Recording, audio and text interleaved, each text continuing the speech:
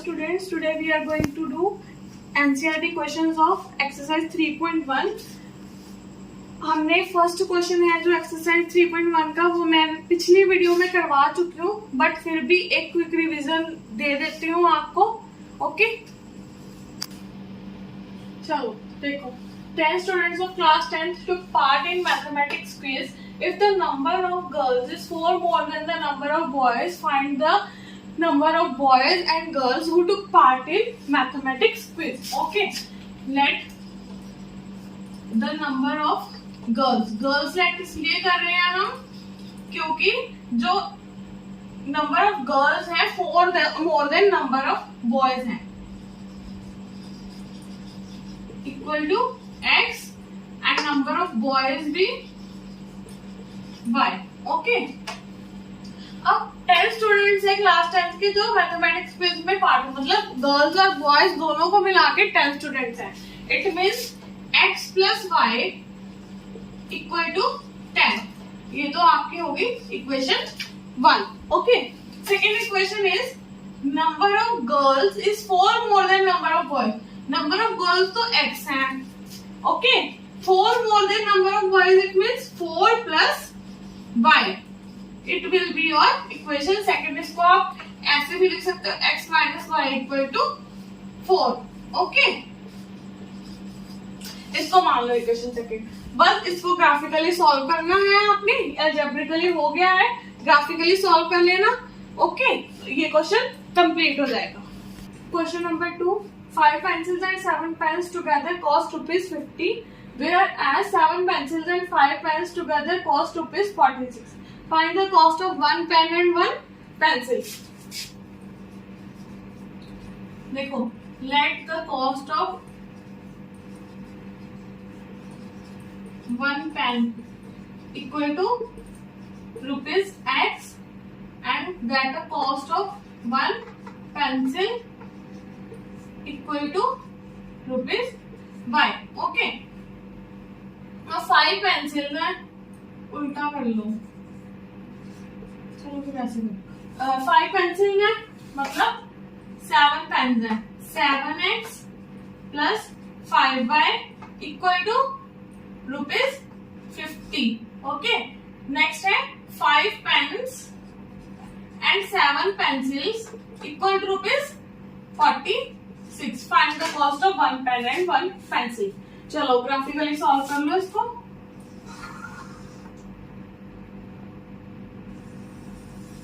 Graphically solve करने के लिए इसको पहले इक्वेशंस की वैल्यू वो निकालेंगे. इक्वेशन में से वैल्यूज निकालेंगे. x y, अगर x को 0 पुट कर देती हूँ, y कितना आएगा 10. अगर y को 0 पुट कर दूं,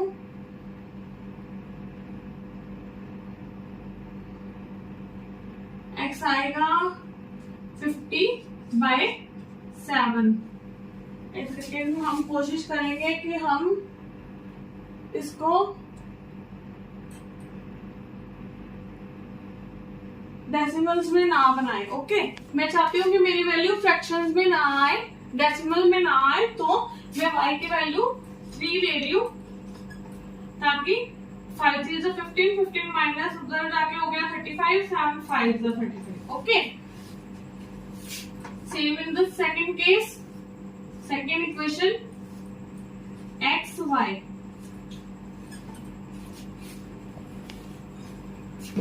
होंगे तो x की वैल्यू आ जाएगी 46/5. ओके, तो इनका ग्राफ बनाने में पहले हम इसको डेसिमल्स में ले लेंगे, वैल्यू डिवाइड करके. देखो हम अब इसका ग्राफ बना सकते हैं. मैंने 2 का डिफरेंस ले लिया. अब आप इसका ग्राफ खुद बना सकते हो. So try it yourself.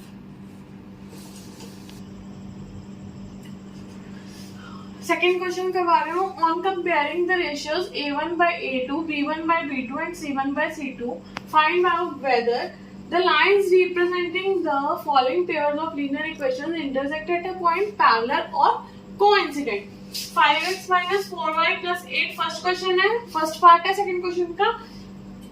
7x plus 6y minus 9 equal to 0। देखो क्या होता है, a1 by a2 is equal to b1 by b2 is equal to c1 by c2।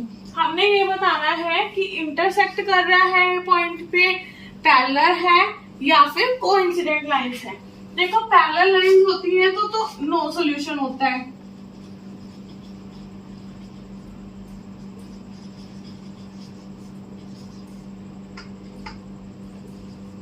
It means A1 is equal to is not equal to B1 by B2 is not equal to sorry parallel में होता है A1 by A2 equal to B1 by B2 equal to C1 by is not equal to C1 by C2।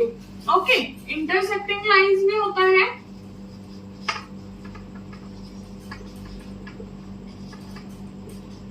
One solution. Okay, unique solution होता है इसमें।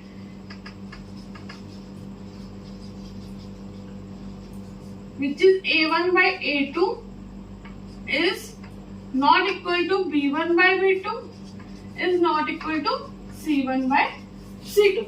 Okay, फिर आती है हमारी कोइंसिडेंट लाइंस।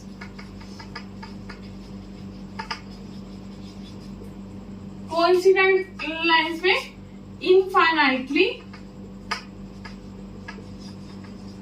मैनी सॉल्यूशंस होते हैं इसमें।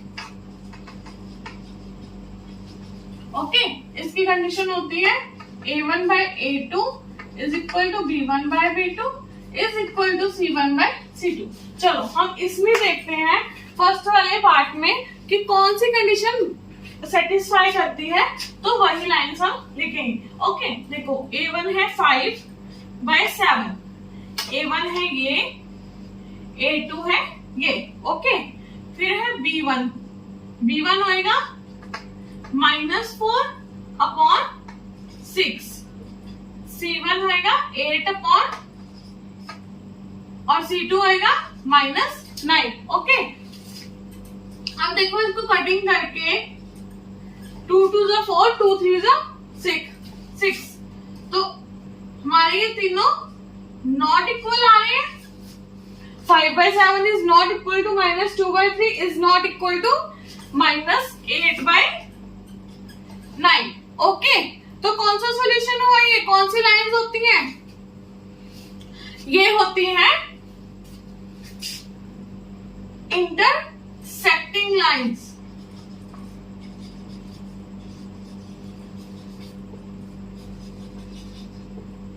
ओके, ऐसे ही हमारे पास सेकंड क्वेश्चन है। सेकंड क्वेश्चन में देखो A1 by A2 is equal to B1 by B2 is equal to C1 by C2। 9, A1 9 है, A2 है 18, B1 है 3, B2 है 6, C1 है 12, C2 है 24। देखो 1 by 2, 3 1 जा 3, 3 2 जा 6, 1 by 2 and 1 by 2, which is A1 is equal to B1 is equal to C1 by C2। It means infinitely coincident lines बतानी है सिर्फ इसमें, हमने सॉल्यूशन नहीं बताना। Okay, coincident lines. Okay, third question देखते हैं हम। थर्ड पार्ट पे आई हूं मैं। 6x minus 3y plus 10 equal to 0, 2x minus y plus 9 equal to 0। A1 by A2 is equal to B1 by B2 is equal to C1 by C2। A1 क्या है 6, B1 क्या है A2 क्या है sorry 2, B1 क्या है -3, B2 है -1, C1 है 10 and C2 है 9। It means 2 3 जा 6, माइनस माइनस कैंसिल 3 और ये है 10 by 9 which means 3 is equal to 3 is not equal to 10 by 9। इसका मतलब क्या है, इसका मतलब क्या है कि ये पैरेलल लाइंस हैं।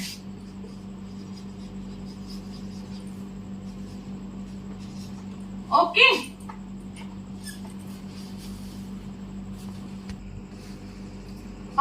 क्वेश्चन पे आ रहे हैं, on comparing the ratios find out whether the lines representing the following pairs of linear equations are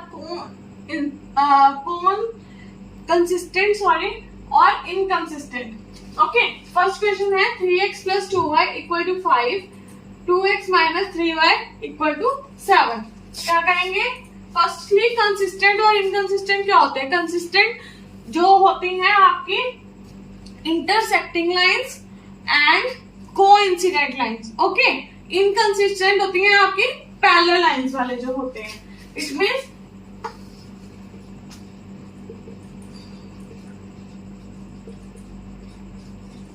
हमें इनको इस रेशियो के हिसाब से देखना है.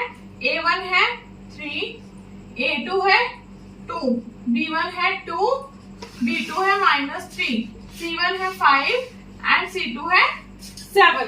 ओके, तो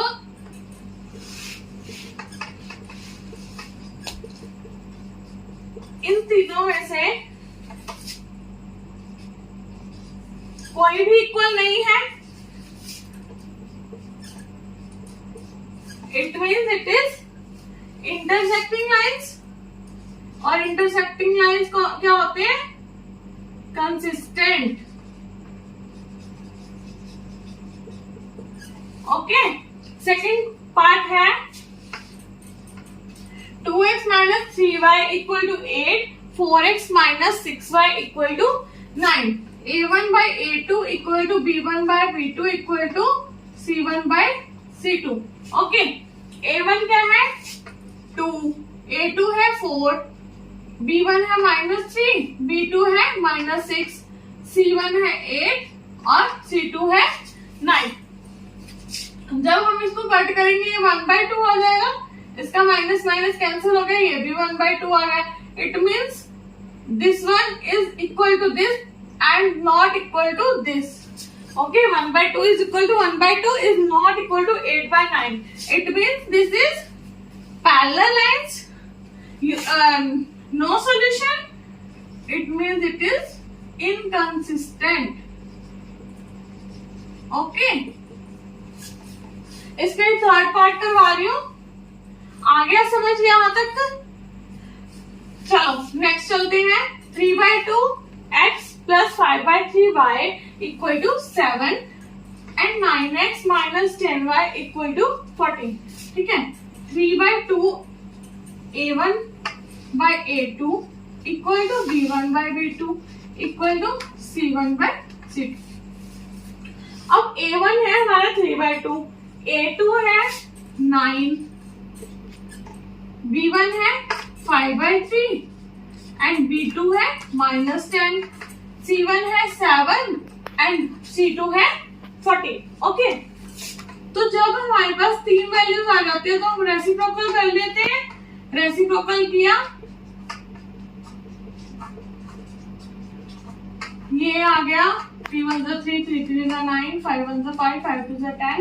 ये आया 1/6 इक्वल टू -1/6 इक्वल टू 1/2. तीनों इक्वल नहीं है. इट मीन्स इंटरसेक्टिंग लाइंस को कंसिस्टेंट. ओके, नेक्स्ट 2 पार्ट्स हैं इसी के, आप अपने आप ट्राई करना हो. नेक्स्ट क्वेश्चन है half the perimeter of rectangular garden whose length is 4 more than its width is 36 meter. Find the dimensions of the garden. देखो, लेट करेंगे हम पहले विड्थ, क्योंकि जो लेंथ है हमारी 4 more than its width है. Okay, let the breadth of the width use करा है of rectangular garden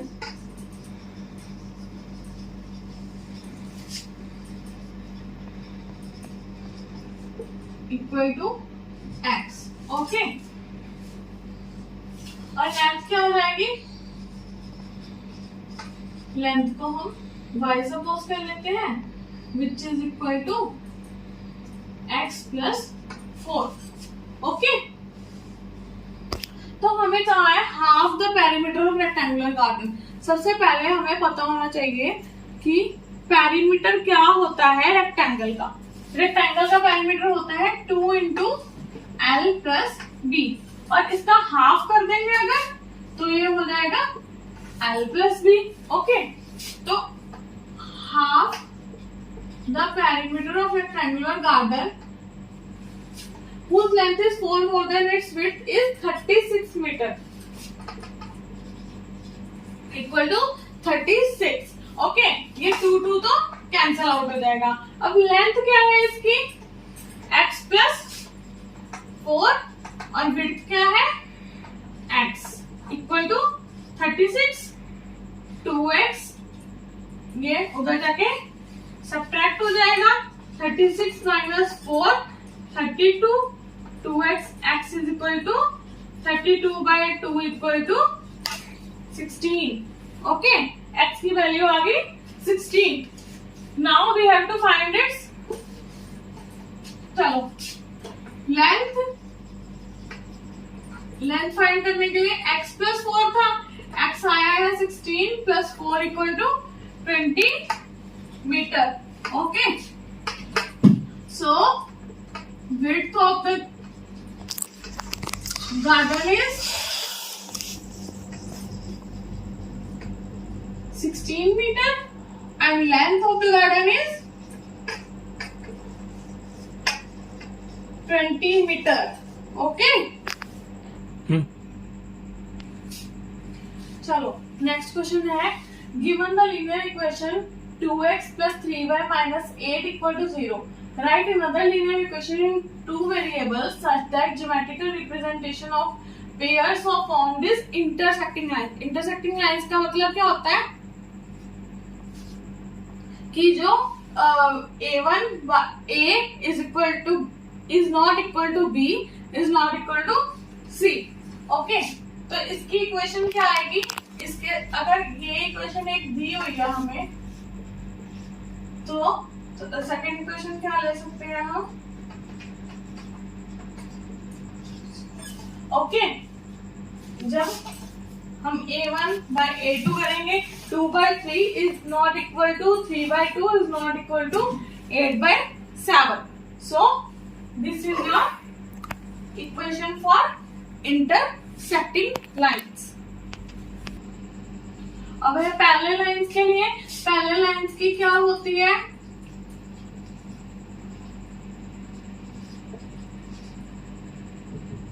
parallel lines में होता है a1 a is equal to b is not equal to c। तो हमने यहाँ पे 4x ले लो, यहाँ पे 6y ले लो, माइनस 7 इक्वल टू 0। ओके, हो गई सेटिस्फाइड। ये भी 1/2 बन जाएगा, ये भी 1/2 बन जाएगा। a is equal to b is not equal to c। Coincident lines में देखें अगर हम, कोइंसिडेंट लाइंस की क्या होती है, कोइंसिडेंट लाइंस का क्या होता है, a is equal to b is equal to c, मतलब कि तीनों इक्वल आने चाहिए। तो इसके लिए इक्वेशन क्या ले सकते हो आप, 4x plus 6y minus 16 equal to 0। Okay, 1/2 1/2 and 1/2। a1 is equal to b1 is equal to c1। तो आ गई कोइंसिडेंट लाइंस। इससे नेक्स्ट क्वेश्चन मैंने आपको पिछली वीडियो में करवाया हुआ है, so go through it. Thank you for watching my video. Thank you so much.